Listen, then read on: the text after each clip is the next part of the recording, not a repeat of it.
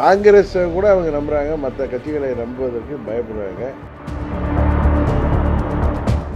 சும்மா ரீல்ஸ் போடுறாங்க, அவ்வளவுதான். கரூர்ல வந்து பேசியது இதெல்லாம் பாத்தீங்கன்னா, நீங்க விஜயகாந்தோட திரு விஜய் தயவு செய்து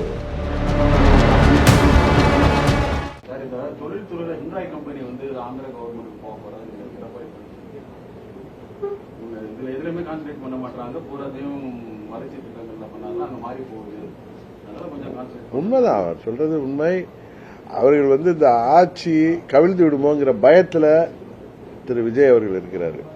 காங்கிரஸ் கூட அவங்க நம்புறாங்க, மற்ற கட்சிகளை நம்புவதற்கு பயப்படுறாங்க. அதனாலதான் அதிமுக எம்எல்ஏக்கெல்லாம் ரிசைன் பண்ணா இன்னும் ஒரு 4-5 மாதங்கள்ல மறுபடியும் ஒரு இது வந்துச்சுன்னா, நம்பிக்கையில்லா தீர்மானம் வந்தா இவர் எம்எல்ஏ அசம்பிளி ஸ்ட்ரென்த் கம்மியா இருக்கும். அப்ப இருக்கிறத வச்சு அதை பெரும்பான்மை காட்டி விடலாம்ங்கிறதுக்காக தான் அவர் வந்து அதிமுக அவர்களை சதி செய்து ரிசைன் பண்ண வைக்கிறார். அது வந்து இந்த தேர்தலுப்பே இன்னைக்கு சென்னை தலைமை நீதிபதி தலைமையிலான அமர்வே நேற்று அது 5 தொகுதிகளில் வந்து தேர்தல் நடத்த அறிவிப்பு கூட சொல்லியிருக்காங்க. அதனால அது தேர்தல் நடக்காம இருக்க விஜய்க்கு அது வந்து சாதகமான ஒரு சூழ்நிலை உருவாக்குவதற்காக செய்த இது ஒரு தந்திரமான, நரித்தனமான, களவாளித்தனமான நடவடிக்கை தான் சட்டமன்ற உறுப்பினர்களை ரிசைன் பண்ண வைப்பது.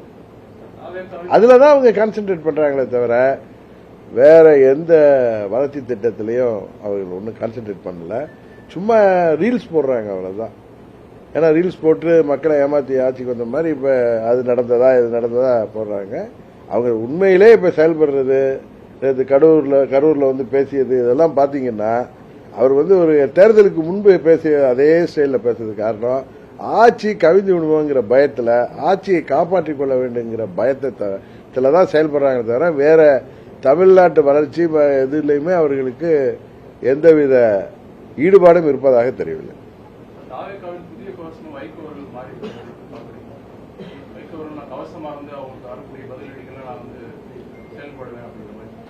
திரு வைகோ அவர்கள் கடந்த காலத்தில் இது மாதிரி பேசியதை நீ சோசியல் மீடியாவில் கூட பேசியதை போட்டிருந்தாங்க. திரு கலைஞர் அவர்களுக்கு நான் வந்து கவசமா இருப்பேன்னு பேசினாரு, அம்மா அவர்களுக்கு கவசமா இருப்பேன்னு பேசினாரு. இன்றைக்கு திரு ஸ்டாலின் அவர்களுக்கு கவசமா இருப்பேன்னு பேசினாரு. இன்றைக்கு விஜய் அவர்களுக்கு கவசமா இருப்பேன். அவ்வளவுதான். அவர் வார்த்தை அதை தான், ஆளுக்கு தான் மாறுறாங்க. பழைய மக்கள் நல கூட்டணி வந்து பழைய மக்கள் எது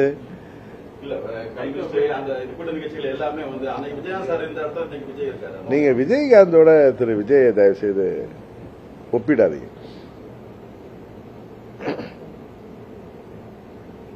அவர் வந்து வெளியில எங்கேயும் நடிக்கிறார், சினிமாவில் நடிச்சதோட சரி, பொது வெளியில நடிக்க மாட்டார், யதார்த்தமா இருப்பாரு.